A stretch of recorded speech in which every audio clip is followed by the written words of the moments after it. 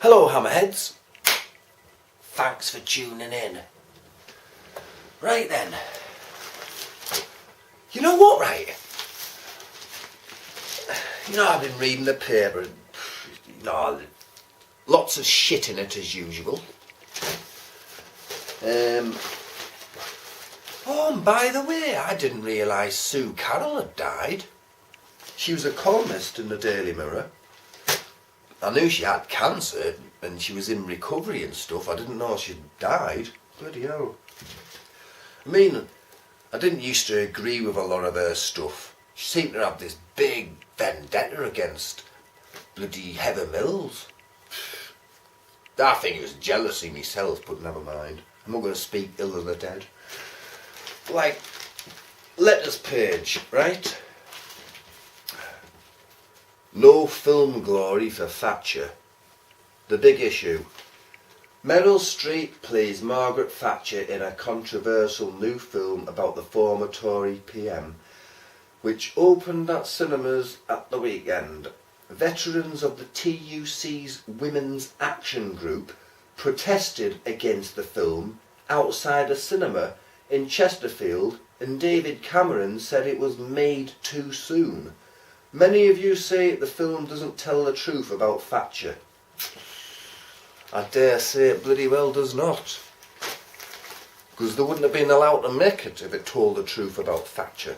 I mean, Hollywood's really out of touch about this. I mean, Christ almighty. It's like England making a film about fucking what a gentleman Hitler was, you know what I mean? I mean, Christ almighty. They're glossing over all the bloody essential facts. Oh, they're missing out there that she crushed industry with her iron fist. Stamped on the working class. You know, she was Iron Lady, alright. Yeah, it's not going to say things. Turned her back on Liverpool in 81. Middlesbrough. Sheffield. Yeah. Sheffield was one of the biggest importers of cutlery at one time. Them days are gone thanks to Margaret Thatcher. Here's some letters, right? I'll read a few out. So, the new film about Iron Lady, Mrs. Thatcher starring Meryl Streep is in the cinemas. I wonder if Miss Streep would like to visit some real Iron Ladies who are still doing valuable work in the communities that were destroyed by Mrs. Thatcher and her free market policies. I also wonder if she is aware of the ongoing problems in those areas, such as high unemployment and tens of thousands of youngsters who still have no prospect of finding work. Bloody blah. Here's another one. Thanks to Paul Routledge for his support of the wives of the ex-miners who demonstrated against a new Meryl Streep film about Margaret Thatcher. It sickens me that she is being portrayed as a champion of women's rights when she was nothing of the sort. She might have been the first female Prime Minister, but she did nothing to help women and was more macho than hardened and most male MPs of their generation. I am furious that Hollywood is glorifying this woman who destroyed British industry and heaped misery on millions of working class people.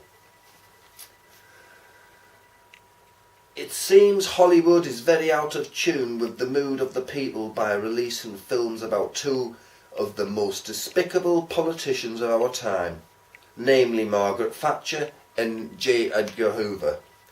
The former destroyed the very fabric of industrial Britain with the shutdown of mines and steelworks and attacks on the trade unions, while the latter was the bigoted head of the FBI who presided over spying on American citizens simply because they held a different view to the establishment. Instead of celebrating these people, the film industry should be making films about inspirational figures such as civil rights leader Martin Luther King or Wat Tyler, leader of the Peasants' Revolt in the 14th century. You know, the letters go on, there's a few more, I'm not reading them all. Yeah. Who's this film going to appeal to? In Britain? I'll tell you who. Oh, the people who remember them days. The people who had money. The people who've always had money. Silver spoons. Right? That's the kind of people. And the other kind of people in Britain that this will appeal to are the younger generation who weren't around in them grim days. Yeah? They'll come out of the cinema thinking, wow, God, that was brilliant, that. What a woman Thatcher was. I wish I was around back then. Oh, do you really? See, that's it. It's glossing over the fucking truth. It's not showing the real Thatcher. It's showing you a few of the good things she might have done. And there weren't many. For instance, the Falklands War. Oh yeah, she went into the war, she wouldn't back down.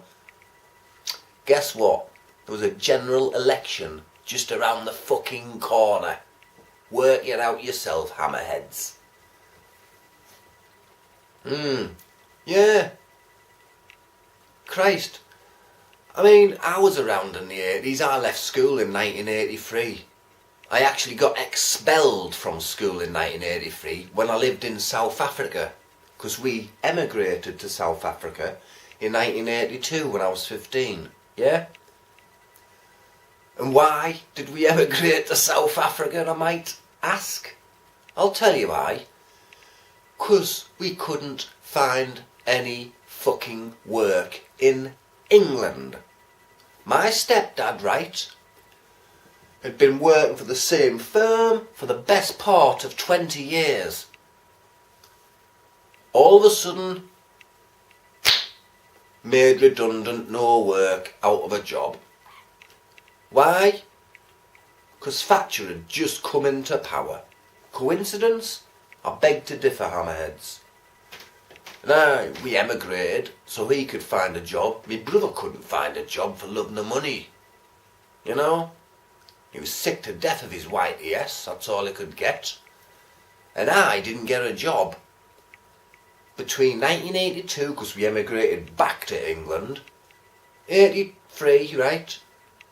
I didn't get a job until 1996, 13 years after I left school.